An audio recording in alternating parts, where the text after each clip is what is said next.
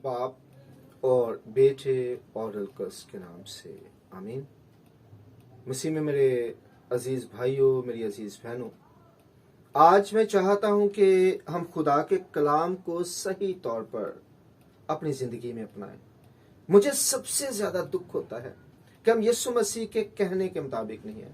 यीशु मसीह ने ये दुआ की थी, ए खुदा, ए बाप, जिस तरह मैं और आप एक हैं, यानी जैसे हम एक हैं वैसे ही इन्हें भी आप क्या कर दें, एक कर दें। लेकिन आज हम देखते हैं कि एक तो अलग बात, एक होना तो अलग बात, हमारी तो बाइबल ही एक नहीं है। कोई 66 को मानता है तो कोई 73 को मानता है। तो बहुत लाजमी है कि हम इस बात को सीखें कि 66 या 73, तो फिर एक चीज को सीख कर हमें बाइबल ही के मुताबिक, क्योंकि बाइबल ही सिखाती है सारी चीजें, तो बाइबल से सीखकर हम इस बात को जानकर कि 66 या 73, और फिर उसके बाद हम फैसला करें और तमाम मसीहियों की एक ही किताब हो, एक ही तरीकेकार हो, ताकि हमारा ईमान एक हो सके। और ये 73 और 66 के चक्कर में ही हमारा ईमान भी एक नहीं हो पा रहा। बेशक कि मैं जितने भी खुदा के फजल से पैगाम देता हूँ वो 66 में से कोशिश करता हूँ कि वही आयात लूं। उसकी रीजन ये है कि ये देखिए, मैंने पहला क्रंथियों लिखा है। हालांकि हम जो कैथोलिक हैं वो क्रंथियों कहते हैं, लेकिन जो 66 वाली बाइबल है उसमें क्रंथियों इस तरह से लिखा होता है, तो मैंने वही लिया है ताकि कहीं पे कोई ये ना कहे कि ये जी उनकी किताब ही फर्क है। हालांकि फर्क नहीं है, बट क्या है कि लोग गलत तरीके से जाहिर करते हैं। जैसे मुख्तलिफ मज़ाहब एक दूसरे के मुतालिक बात करते हैं तो वो ये कहते हैं वो जी झूठे हैं, वो झूठे हैं, वो झूठे हैं, उनकी वो नहीं पढ़ना ही नहीं। तो इसी तरह की बहुत सी बातें हैं जो होती हैं। तो आज हम देखेंगे इन सारी चीज़ों को कि है क्या, ताकि हम सही मायनों में सही तरीके से उस जगह पे पहुंच जाएं जहां पे खुदावंद हमें पहुंचाना चाहता है। पहली बात तो यह है कि यूहन्ना 8:18 में हम देखें तो यहाँ पे यीशु मसीह कहते हैं कि एक तो मैं खुद की खुद गवाही देता हूँ और एक मेरा बाप है जो मेरी गवाही देता है, जिसने मुझे भेजा। तो यीशु मसीह हमें ये बता रहे हैं कि बाप यानी कि यहोवा पाक खुदा वही एक खुदा है हकीकी मायनों में, और यीशु मसीह उसके बेटे यानी कि खुदा में से निकले हुए खुदा है, और रुल्कुस भी खुदा में से निकला हुआ खुदा है। यानी कि यीशु मसीह और पाकरू ये यहोवा पाक खुदा के बराबर नहीं है, बल्कि क्या है कि उनमें से निकले हुए हैं, और ये जब वापस वहां पे खुदा के साथ मिल जाते हैं तो फिर जाके वो क्या हो जाते हैं, यहोवा पाक खुदा के साथ एक खास किस्म का रिश्ते में इस्तवार, और फिर एक ही खुदा हो जाता है। लेकिन हम ये देखेंगे कि खुदा एक है। यीशु मसीह ने ये कहा था कि खुदा एक है, एक ही खुदा है। और फिर यीशु मसीह ने ये कहा भी कि तू खुदावंद अपने खुदा को अपने पूरे दिल, अपनी पूरी जान, अपनी पूरी अकल से प्यार कर। तो हमें बहुत ज़्यादा ज़रूरी है कि हम इस बात को सीखें। बेशक कि कुछ लोगों के लिए ये मुश्किल भी होगा, या हो सकता है कि कुछ लोग ये सोचते हों, क्योंकि देखें खुदा वाहिद है, वो तीन नहीं है, बल्कि तीन मिलकर एक ही खुदा है। खुदा एक ही है और तीन अशखास हैं जिस पे हम डिटेल से बात फिर कभी करेंगे।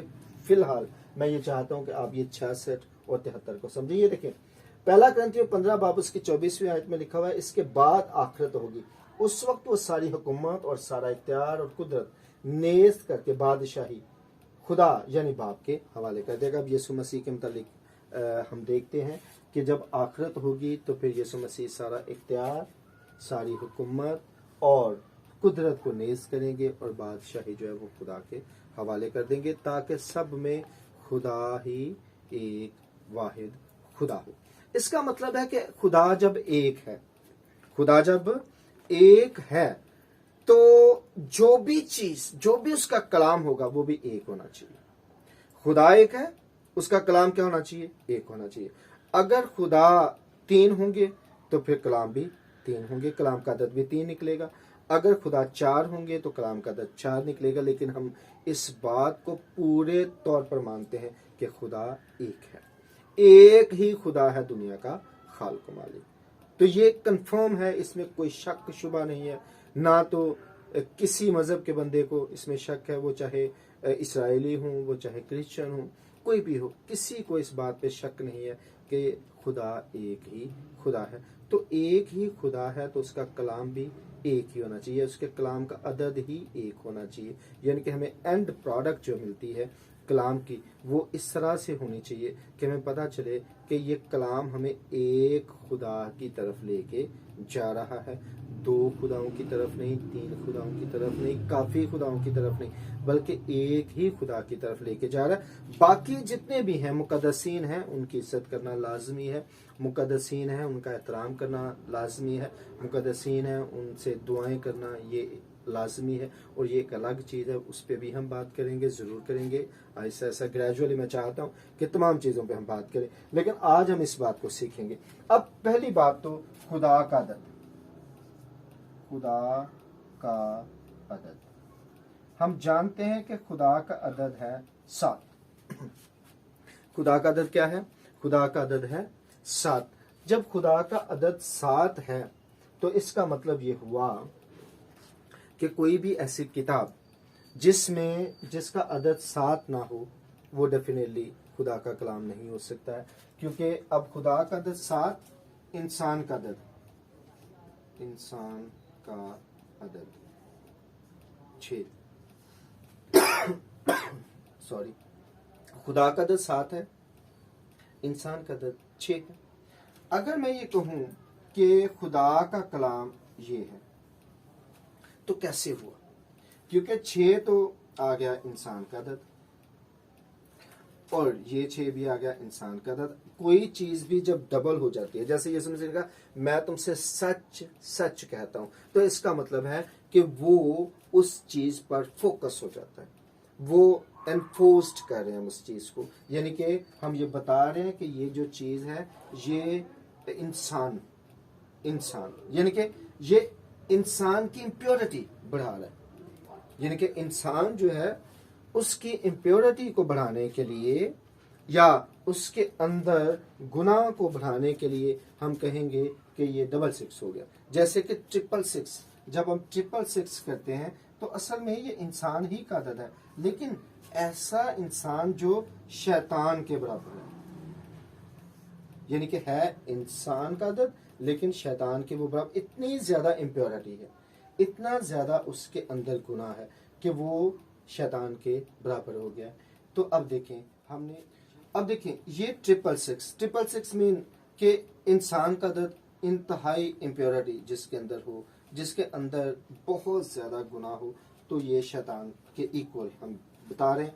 अब ये जो 66 है, ये 66 ये देखें कि इब्लीस से एक दर्जा पीछे चला जाता है। तो खुदा का कलाम खुदा का है, अदद इब्लीस का हो या अदद इंसान का हो, तो ये बात समझ में नहीं आती है कि क्यों।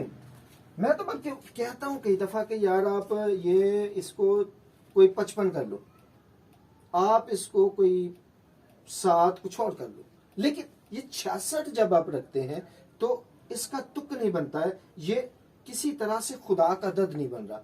कलाम इब्तदा में कलाम था, कलाम खुदा के साथ था, कलाम ही खुदा था। जब कलाम खुदा है तो खुदा का अदद 7 तो उसके कलाम का अदद 6 हुआ कैसे? ये एक सोचने वाली बात है, और मैं ये चाहता हूं कि इस पे हर बंदा सोचे। कहीं ऐसा तो नहीं कि आपको इब्लीस गुमराह कर रहा है और वो चाह रहा है कि ये पढ़े तो कलाम, लेकिन वो कलाम का अदद इस तरह का हो कि मैं खुश हो जाऊं। तो आपने इब्लीस को खुश नहीं करना, बल्कि आपने खुदा को खुश करना है। अब देखें, इसको हम पूरे तौर पे सीखते हैं ताकि सही तौर पर हम जाने। अब आगे किताबें हैं जी 73। ये जो 73 किताबें हैं, ये किताबें हैं कैथोलिक चर्च की। अब अगर हम 7 देखें, ये खुदा का अदद है, ये ट्रिनिटी है, तसलीस है,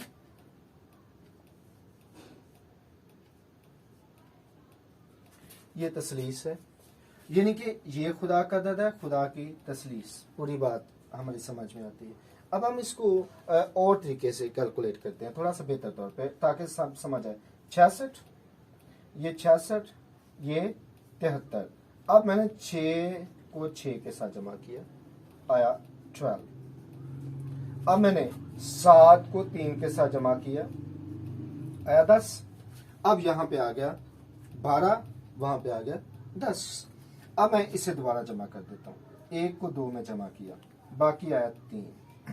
अब मैं इसको देखता हूं, 1 को 0 में जमा किया तो बाकी आया 1।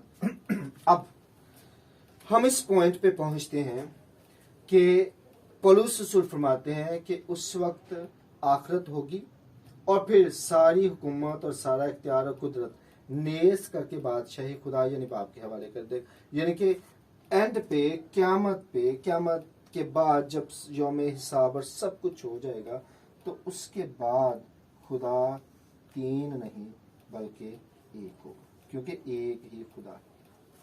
और ये जो कैथोलिक बाइबल है ये बता रही है कि एक ही खुदा है। अब हम इस नतीजे पर पहुंचे हैं कि अगर हम 66 किताबों को मानने वाले हों तो अबलीस के हम चुंगल में हैं, क्योंकि अबलीस चाहता ये है कि ये एंड प्रोडक्ट इनका एक ना हो। अबलीस ये चाहता है। लेकिन जब हम खुदा की बात करते हैं तो खुदा ये चाहता है कि मैं एक ही हूं और एक ही खुदा की तमाम लोग इबादत करें। तो बहुत ज्यादा जरूरी है कि तसलीस जो है वो जब तक कायनात है तब तक है। उसके बाद जैसे पहले खुदा एक था और रूहे खुदा पानियों पर जुम्बिश करती थी, वैसे ही फिर खुदा एक ही होगा।